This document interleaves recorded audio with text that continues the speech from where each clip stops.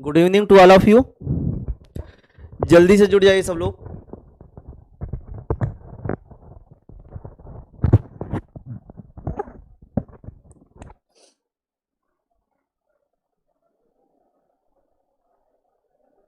लक्ष्मीपति, शिवांश, ऋषिका, सुशांकी और बाकी लोग भी जुड़े जल्दी से।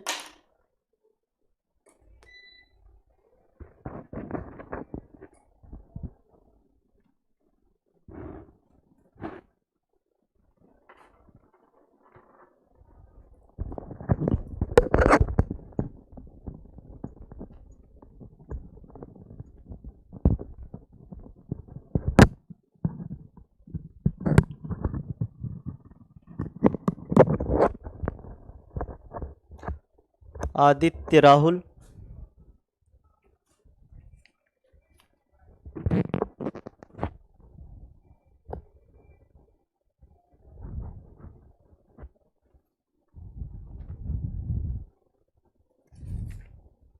हेडिंग डालेंगे ईपी मर्ज।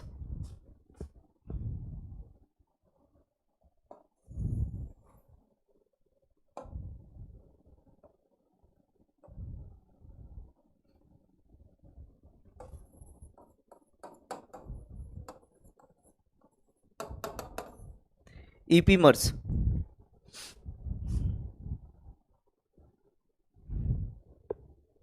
डेफिनेशन इसके लिखेंगे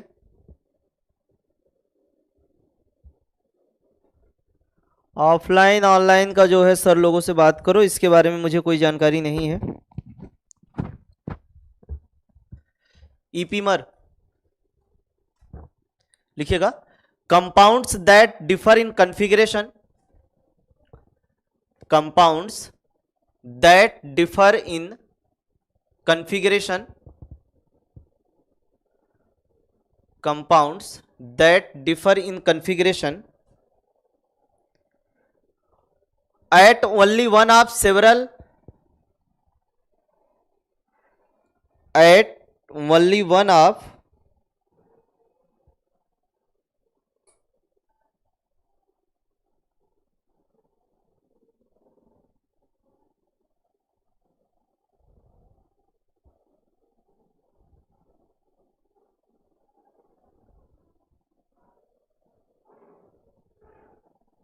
at only one of several asymmetric carbon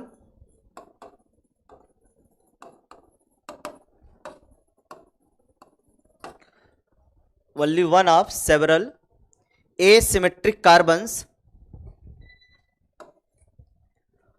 are called epimers, are called epimers. Example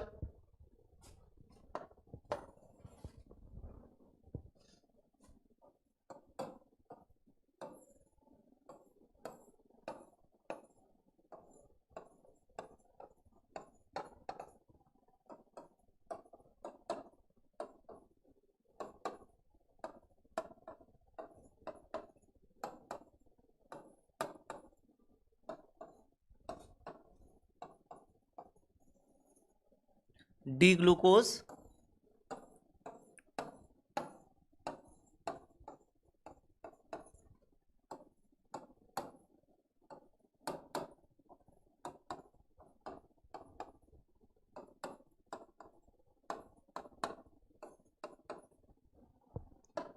D mannose,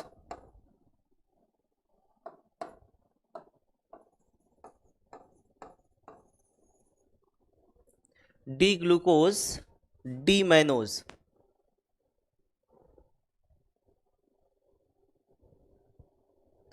देखिए ईपीमर क्या होते हैं, जैसे कई एसिमेट्रिक कार्बन दिए हों। एसिमेट्रिक कार्बन कहने का मतलब यह है कि कायरल कार्बन का होना। उस कायरल कार्बन में से अगर किसी एक कायरल कार्बन पे हमें absolute configuration that is RS configuration हमें डिफरेंट मिलता है, तो जिस कार्बन पे हमें एब्सोल्यूट कॉन्फ़िगरेशन या आरएस कॉन्फ़िगरेशन डिफरेंट मिलता है, उसी कार्बन को या उसी एसिमेट्रिक कार्बन को हम क्या बोलते हैं, ईपीमर बोलते हैं। ठीक है। अब जैसे यहां पे आप देखिएगा, यहां पे आप जब आरएस नोमेनक्लेचर करेंगे इसका, ठीक है, तो आरएस नोमेनक्लेचर आपको इसके पहले बताया भी गया है किस तरीके से करते हैं। 1 2, फिर उसके बाद में ये 3 हो जाएगा, ये 4, ठीक है। एंटी क्लॉकवाइज रोटेशन हो रहा है।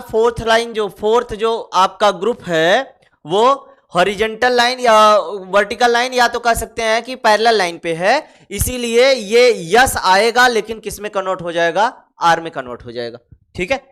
फिर उसके बाद में इसी तरीके से और सबका करेंगे, ठीक, बात आ रही समझ में। आरएस नोमेनक्लेचर करना है बस, ठीक। थोड़ा सा करके बताओ कि 4 एसिमेट्रिक कार्बन है, उनमें कॉन्फ़िगरेशन क्या क्या आएगा डी ग्लूकोज में, जल्दी से बताइए।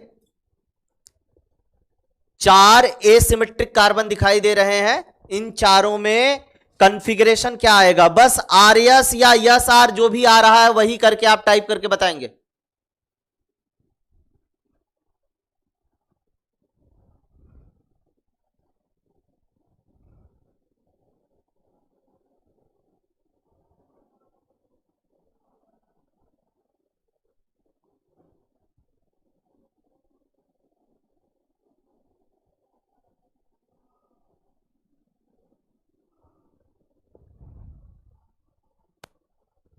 बताएं, टेक्स्ट करें। R S nomenclature D glucose में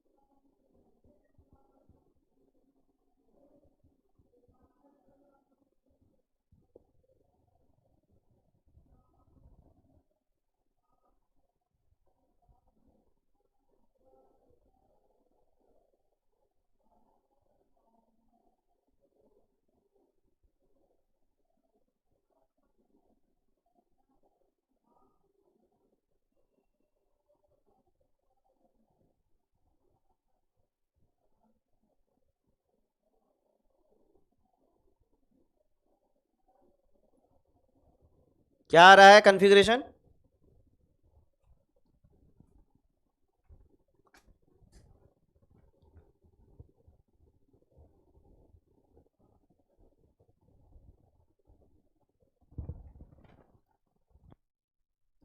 टेक्स्ट करो।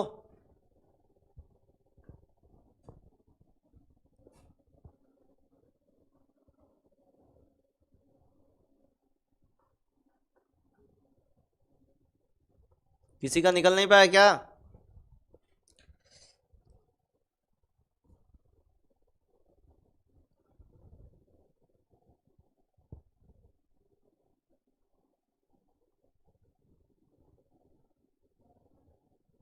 बताएं।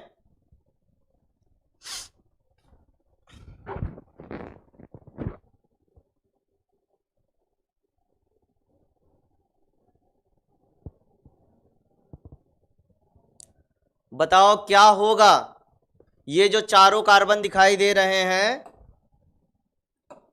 इन चारों कार्बन पे कॉन्फ़िगरेशन क्या होगा?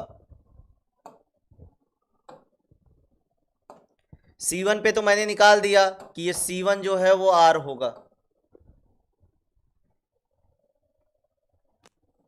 C2 का मतलब ये C2 C3 C4, इस पे बताइए।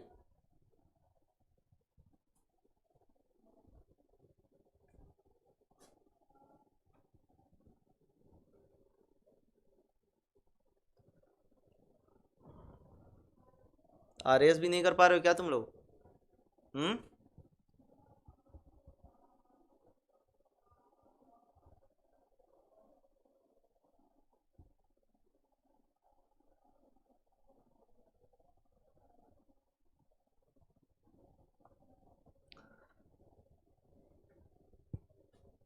कितना टाइम लग रहा है बताने में तुम लोगों को? हम्म।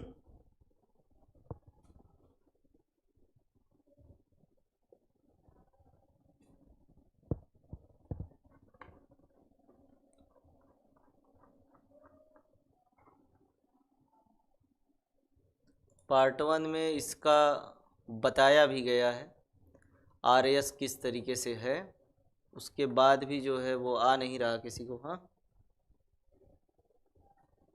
आदित्य, लक्ष्मी, राहुल, सुशांकी, ऋषिका, शिवांश, बताओ क्या होगा RAS? C2 का यस, C3 का C3 एंड C4 R। और भी बताओ।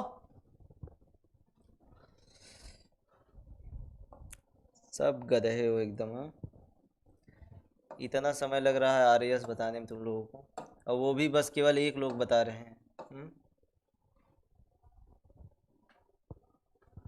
RAS तक नहीं आ रहा है, थर्ड ईयर में पहुंच गए हैं, इसके बाद भी नहीं RAS जो है बता पा रहे हैं और सब लोग।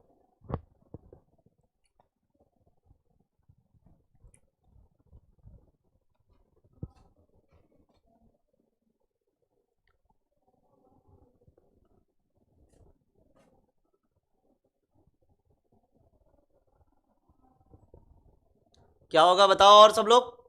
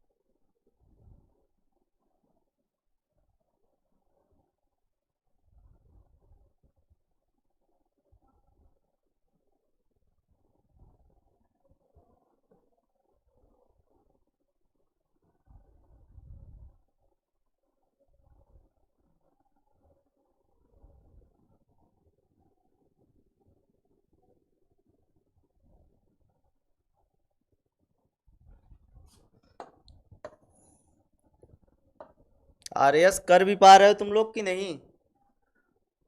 कौन कौन है ऑनलाइन, थोड़ा सा अटेंडेंस दे तो। ऑनलाइन कौन कौन है पहले ये बताए।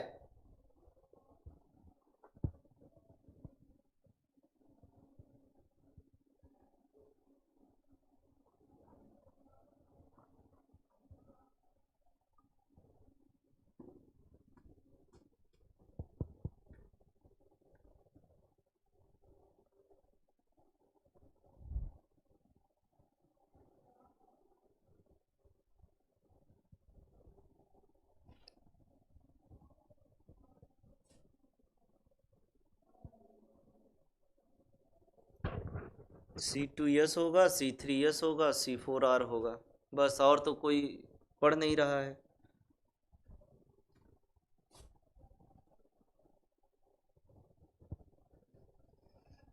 कोई मतलब नहीं है, हाँ, पढ़ने लिखने से, और न तो पढ़ाने लिखाने से कोई मतलब है।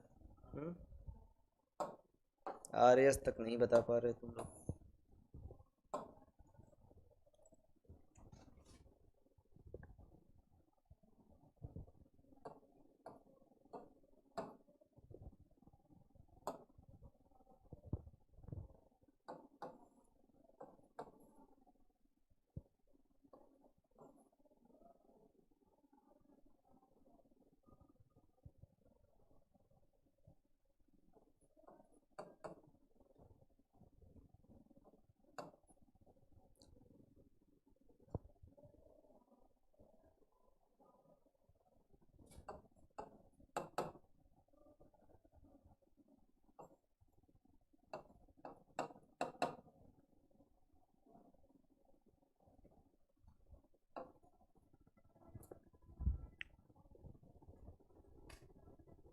ये देखो, जितने लोग भी क्लास कर रहे हैं ना, बस 2 लोग बताए हैं कि RAS क्या होगा, उसमें भी एक लोग सही बताए हैं और एक लोग जो है वो गलत बताए हैं।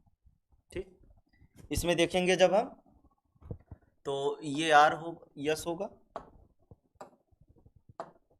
यस, ये R, और ये क्या होगा, R। तो आप देख रहे हैं कि ईपी मार कहने का मतलब ऐसा जो है आइसोमर जिसमें डिफरेंट एसिमेट्रिक कार्बन में से एक एसिमेट्रिक कार्बन पर एब्सोल्यूट कॉन्फ़िगरेशन जब डिफरेंट होता है तो उसे हम क्या बोलते हैं, ईपीमर का नाम देते हैं।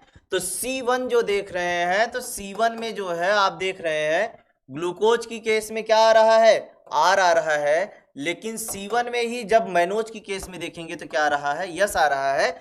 बाकी जितने एसिमेट्रिक कार्बन हैं इसको इस तरीके से लिख दीजिए, ज्यादा बेटर तरीके से रहेगा।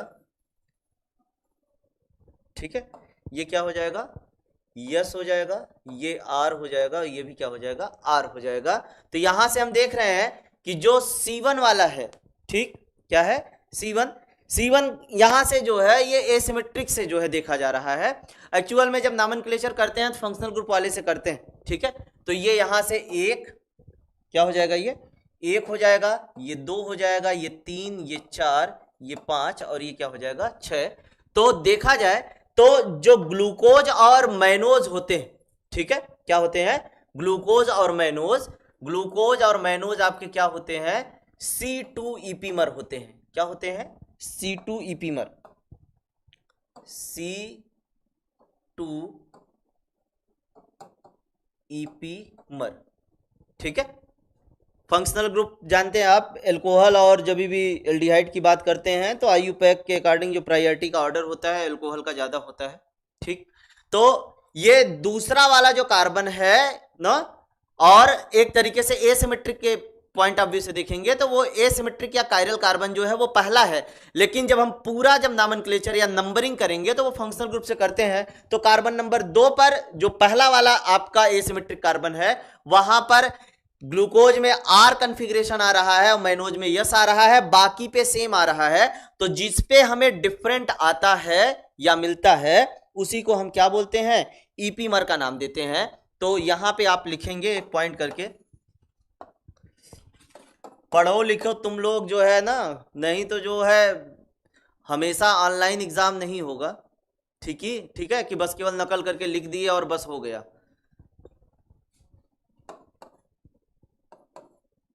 D glucose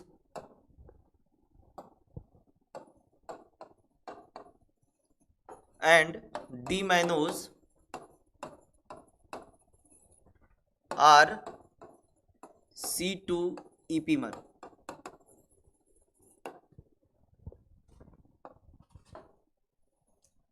D glucose and D-mannose are C2 epimer, C2 ईपीमर।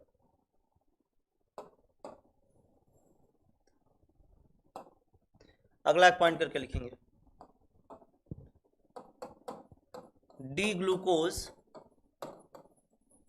And D galactose are C4 epimer. D glucose and D galactose are C4 epimer. बस दो ही लोग क्लास कर रहे हैं क्या, क्यों, और कौन है क्लास में?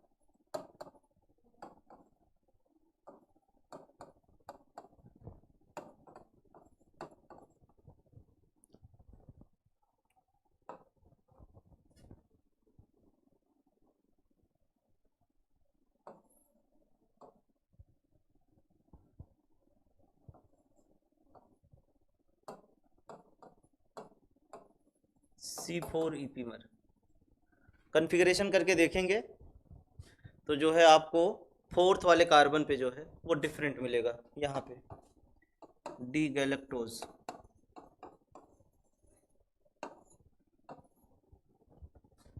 क्या आया था इसका, आर यस आर आर, यहाँ पे क्या आ जाएगा, are yes yes are.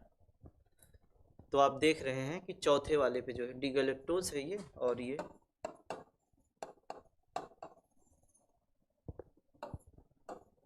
D glucose.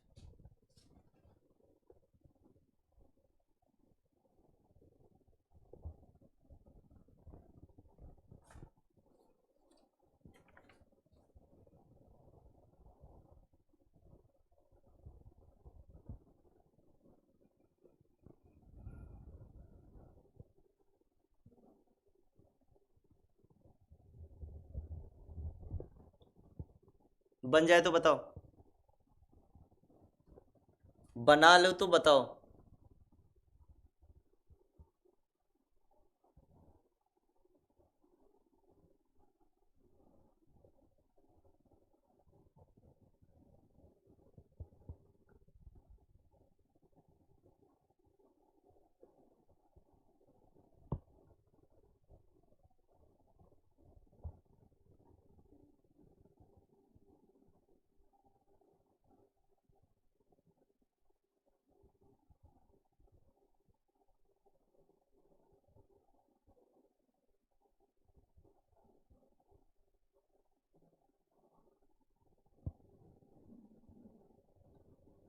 हो गया है, आगे चला जाए।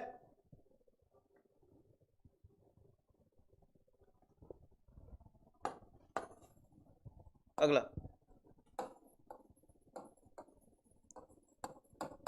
एनोमेरिक कार्बन या सेंटर, एनोमेरिक कार्बन और ओ आर सेंटर।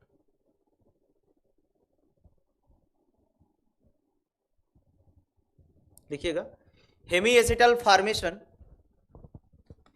एक लाइन की डेफिनेशन है, hemiacetal formation, hemiacetal formation creates a new chiral center, hemiacetal formation, hemiacetal formation creates a new chiral center, creates a new chiral center usually known as new chiral center usually known as anomeric carbon, usually known as anomeric carbon or anomeric center, anomeric carbon or anomeric center।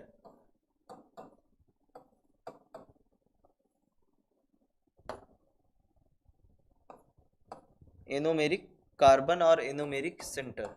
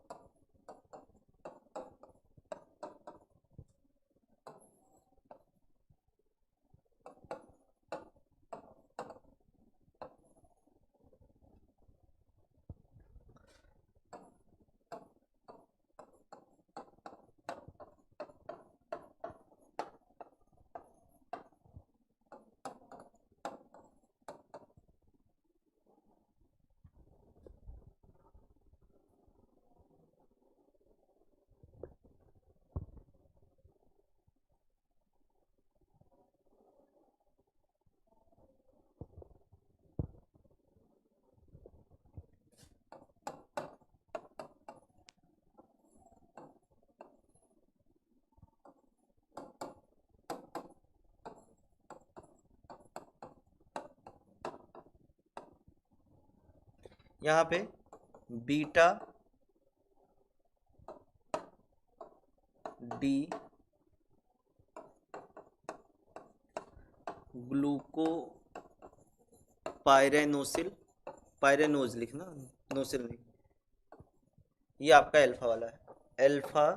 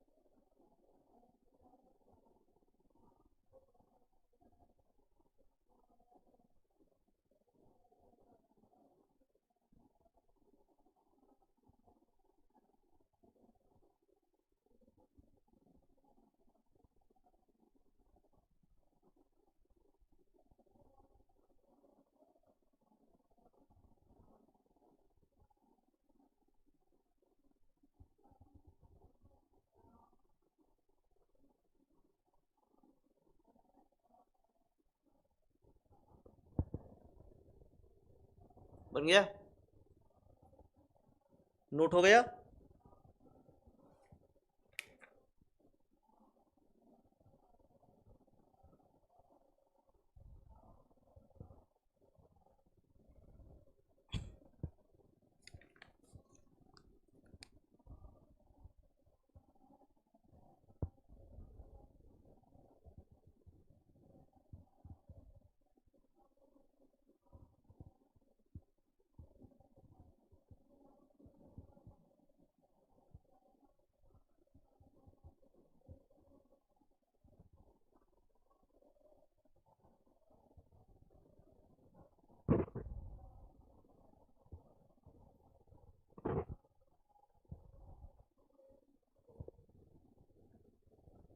बन गया सबका,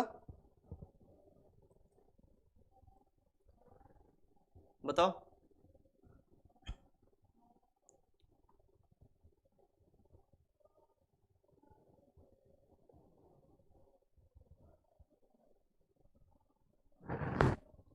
हो गया।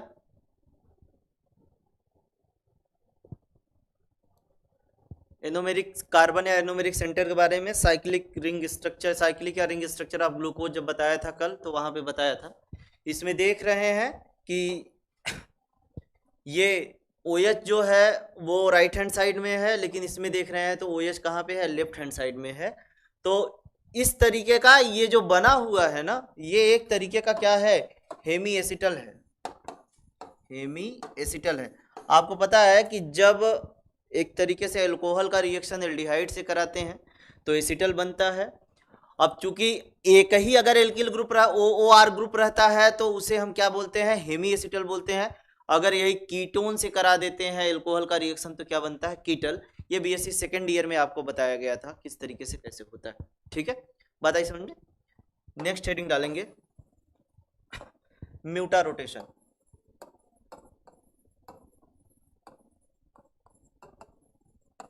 ये anomer की properties है, म्यूटा rotation.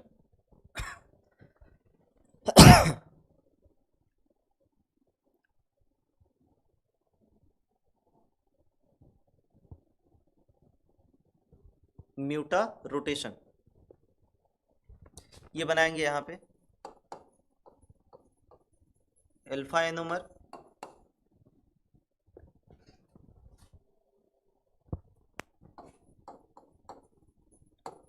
Open chain form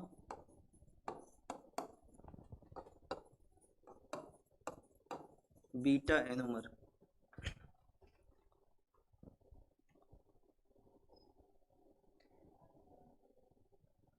यहाँ पे स्पेसिफिक रोटेशन जो अल्फा है वो बराबर है 18.5 डिग्री के। यहाँ पे ओपन चेन में जब देखेंगे अल्फा या स्पेसिफिक रोटेशन की वैल्यू 52.6 डिग्री की। यहाँ पे जब हम देखेंगे अल्फा की वैल्यू 118 डिग्री, 118 नहीं 112 है।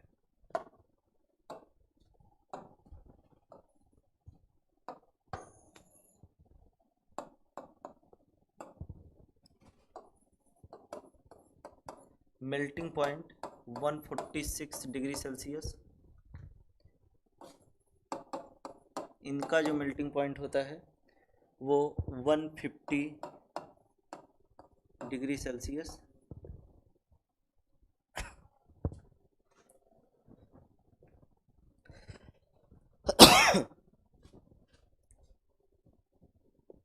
बनाओ इसको। ये इसकी जो स्पेसिफिक वैल्यू है रोटेशन वाली, स्पेसिफिक रोटेशन बोलते हैं इसको। ये याद रखना बहुत ज़्यादा ज़रूरी है। एक दफ़ा अगर आप वो नहीं लिख रहे हैं मेल्टिंग पॉइंट के बारे में तो ठीक है, लेकिन जो स्पेसिफिक रोटेशन की वैल्यू है जो कि पोलैरीमीटर से हमें मिलती है, ठीक है, अल्फा, कि वो कितने डिग्री रोटेट कर रहा है लेफ्ट में, कितना राइट में रोटेट कर रहा है ना, ऑप्टिकल एक्टिविटी को जो बताता है, तो वो है स्पेसिफिक रोटेशन। वही वहां पे अल्फा की वैल्यू लिखी गई हुई है। अल्फा की वैल्यू इसी तरीके से है। देखिए मेनली मैकेनिज्म क्या होता है कि जब हम ग्लूकोज को ना सोल्यूशन फेज में रखते हैं या सोल्यूशन उसका बनाते हैं, तो अल्फा डी ग्लूकोज और बीटा डी ग्लूकोज के बीच में इक्विलिब्रियम पाया जाता है। हालांकि जो अल्फा डी ग्लूकोज होता है उसका परसेंटेज कम होता है कंपैरेटिवली बीटा डी ग्लूकोज, ठीक है। तो जो कंपोजिशन हमें मिक्सचर में मिलता है वो अप्रॉक्सीमेटली 64% क्या होता है बीटा और 36% क्या होता है आपका अल्फा होता है। और ओपन चेन या कार्बोनिल में जो है वो 0.5% के करीब में होता है। तो इस तरीके से बीटा वाला जो है वो आपका क्या होता है, ज्यादा होता है, 64% होता है। ओपन चेन वाला बहुत कम दिखाई देता है, इसका जो है वो 36% के अप्रॉक्सीमेट होता है। तो बेसिकली ये जो म्यूटा रोटेशन है ये कुछ और नहीं है कि conversion of alpha D glucose into beta D glucose via open chain form of the ना ग्लूकोज, कि अल्फा डी ग्लूकोज को हम बीटा डी ग्लूकोज में कन्वर्ट कर रहे हैं ओपन चेन के थ्रू। और ये पूरा मैकेनिज्म हमारा क्या कहलाता है, म्यूटा रोटेशन कहलाता है। म्यूटा रोटेशन इसलिए क्योंकि जो इनकी स्पेसिफिक वैल्यू होती है ये चीज, ठीक है, स्पेसिफिक रोटेशन की वैल्यू है ये म्यूचुअली चेंज होती है, ठीक। ये देख रहे हैं 112 डिग्री है यहाँ पे, फिर जब ओपन में जाता है तो ये 52.6 डिग्री हो जाता है, और जब बीटा में जाता है तो ये क्या होता है 18.5 डिग्री हो जाता है। तो ये जो स्पेसिफिक वैल्यू चेंज हो रही है, म्यूचुअल वैल्यू चेंज हो रही है, इसी के नाम पर इसको हम क्या बोलते हैं, म्यूटा रोटेशन का नाम देते हैं, ठीक है। तो जो अल्फा एनोमर है that is alpha D glucose है, उसको हम कन्वर्ट कर रहे हैं बीटा डी ग्लूकोज। इन दोनों के बीच में ना ओपन चेन स्ट्रक्चर होता है, और ये जो पूरा कन्वर्जन है alpha D glucose into beta D glucose via formation of open chain structure, यही क्या कहलाता है आपका म्यूटा रोटेशन कहलाता है। अभी इसको मैकेनिज्म से भी बताएंगे कि किस तरीके से ये चेंज हो रहा है। अल्फा डी ग्लूकोज में जो स्पेसिफिक रोटेशन होता है वो आपका 112 डिग्री होता है, फिर उसके बाद में बीटा में जो है वो 18.5 होता है, और जब भी हम ओपन चेन में जाते हैं तो ये कितना होता है 52.6 डिग्री होता है, ठीक। अब इसका मैकेनिज्म लिखेंगे, लेकिन मैकेनिज्म लिखने से पहले कुछ एक दो पॉइंट्स लिखने हैं, उसको लिखेंगे फिर उसके बाद मैकेनिज्म समझेंगे, ठीक है। लिखिएगा in the solution two enomers are in the solution 2 TWO, two enomers are in equilibrium in the solution 2 TWO, two enomers are in the equilibrium, are in equilibrium लिखिएगा, are in equilibrium through a small amount of open chain form open chain form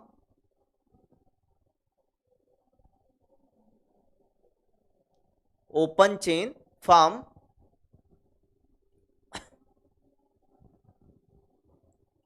ये जो आपने बनाया है यहां पे,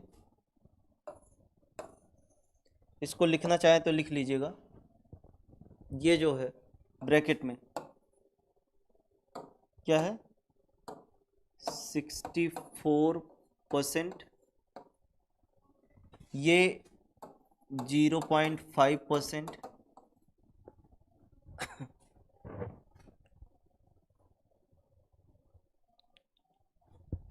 इनका जो है 35.5%, अप्रॉक्सीमेटली का साइन लगा दीजिएगा।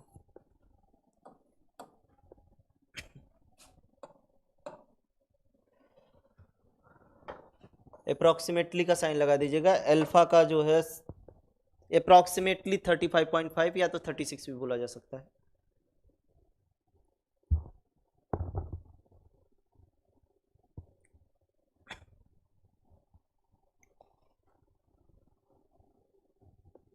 अगला पॉइंट लिखिएगा, when one of the glucose anomer dissolves in water, when one of the glucose enomer dissolves in the water, when one of the glucose enomer dissolves in the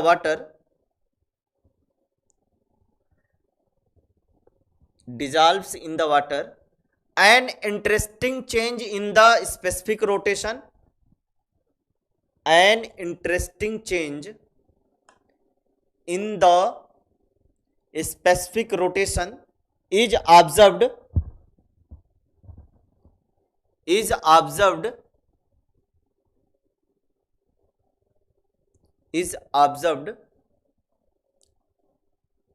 full stop के बाद में, when the alpha enomer dissolves,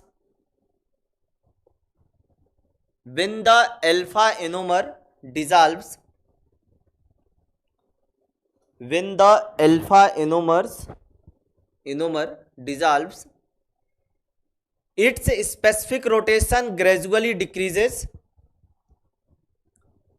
its specific rotation gradually decreases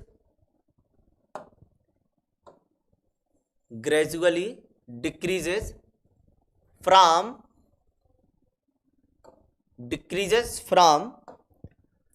112 degree to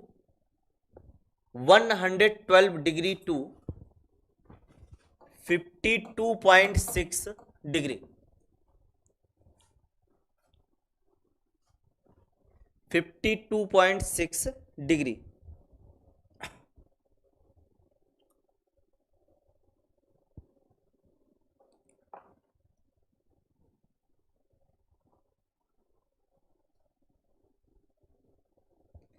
full stop के बाद में, when the pure beta enomer dissolves,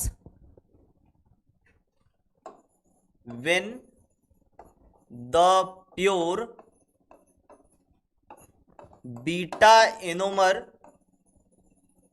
dissolves,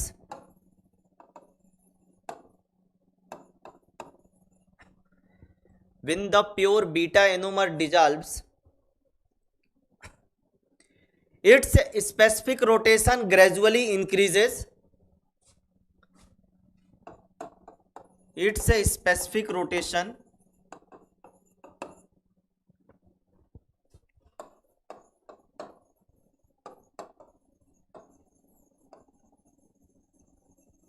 gradually increases from 18.5 degree to 52.6 degree, 18.5 degree to 52.6 degree।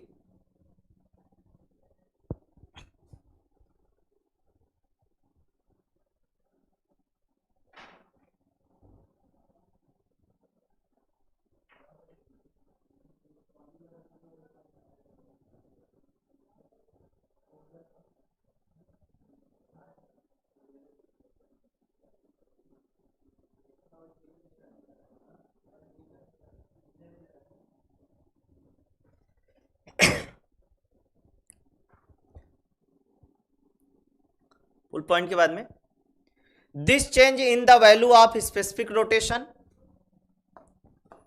This change in the value of specific rotation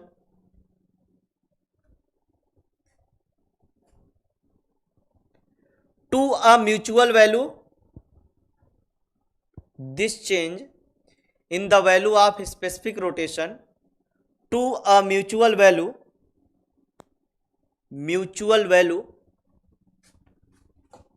to a mutual value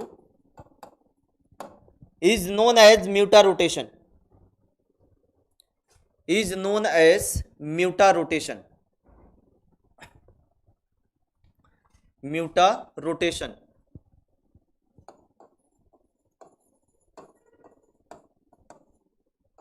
mechanism.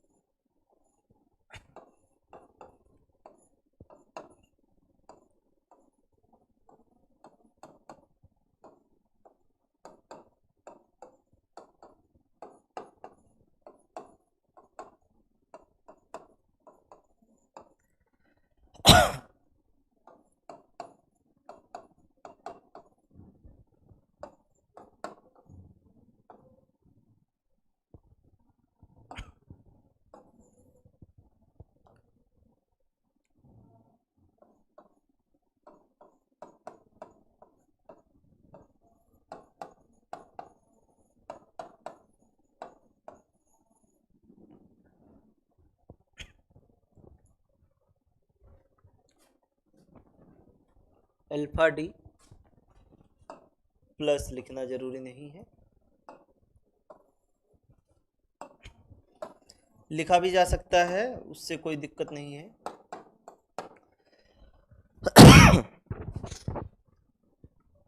देखिए ध्यान देना, अब ना मैं ये एक पर केवल H और OH लगाऊंगा, वो बाकी पे सब आप इसी तरीके से लिखेंगे, CH2OH, EHOH, EHOH, EHOH, ये सभी पे ऐसे ही रहेगा, ठीक है। ऐसा नहीं कि जो है बस जैसे हम छोड़ दे रहे हैं वैसे ही छोड़ देना है।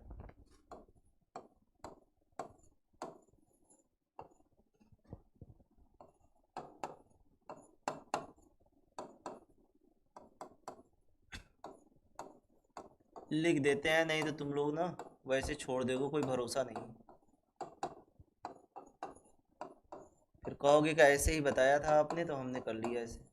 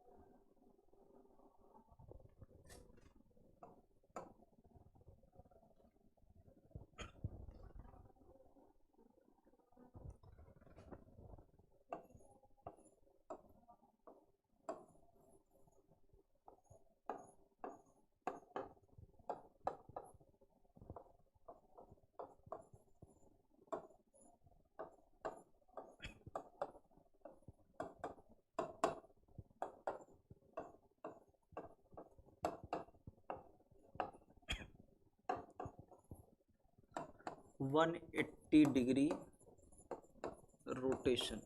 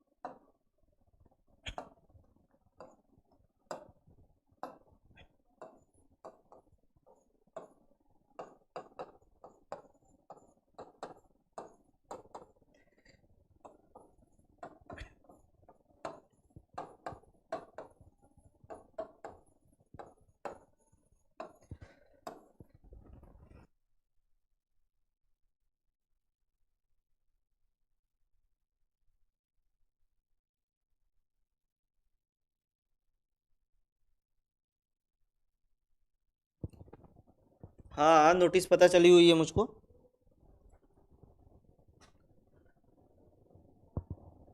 शेड्यूल आया है कि नहीं अभी?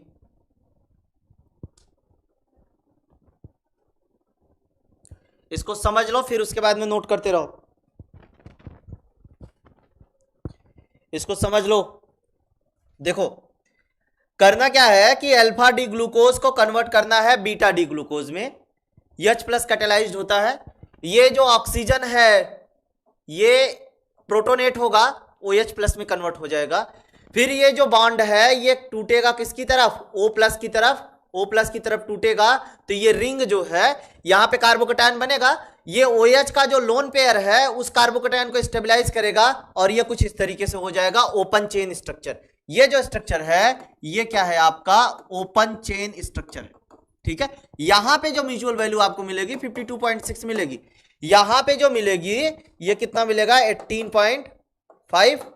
और यहां पे जो रहेगा 112 डिग्री। फिर उसके बाद में यहीं पर ये रोटेशन होता है 180। अब क्या है कि ये रोटेट करके OH 180 डिग्री रोटेट करके, मतलब जो एक्सियल में है वो कहां पे चला जाता है? इक्वाटोरियल में। और जाहिर सी बात है जब इक्वाटोरियल में जाएगा तो जो हाइड्रोजन हमारा इक्वाटोरियल में दिखाई दे रहा है वो कहां आ जाएगा? एक्सियल में आ जाएगा। तो ये देखिए ये एक्सियल ही दिखाई दे रहा है तो वो इक्वाटोरियल में चला जाता है। ये देखिए इसकी पोजीशन ये अब कहां पे हो गया? इक्वाटोरियल में हो गया। और ये कहां पे हो गए? आपके एक्सियल में हो गए। ठीक है, ये रोटेशन हुआ। रोटेशन होने के बाद में फिर साइक्लाइजेशन होगा। ठीक है, ये कहां से बदल गया?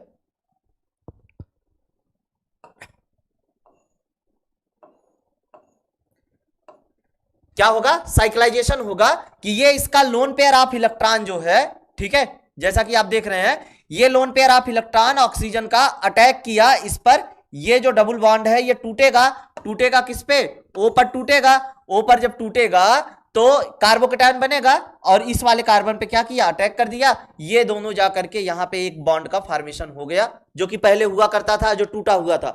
फिर उसके बाद में क्या हुआ कि यहां से लास्ट वाले स्टेप में H प्लस निकल गया। H प्लस निकलने के बाद में ये हमें क्या मिल गया? Beta D glucopyranose. और पहले क्या था? वो अल्फा डी ग्लूकोपाइरेनोस था।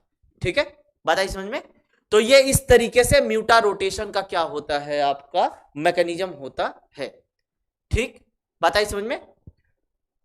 आज इतना ही रहेगा, फिर उसके बाद में नेक्स्ट वाली क्लास में आपको जो है बताया जाएगा। इसको नोट नहीं हुआ हो तो नोट कर लेना वीडियो देख करके। ठीक है, आज के लिए इतना ही। धन्यवाद सभी को।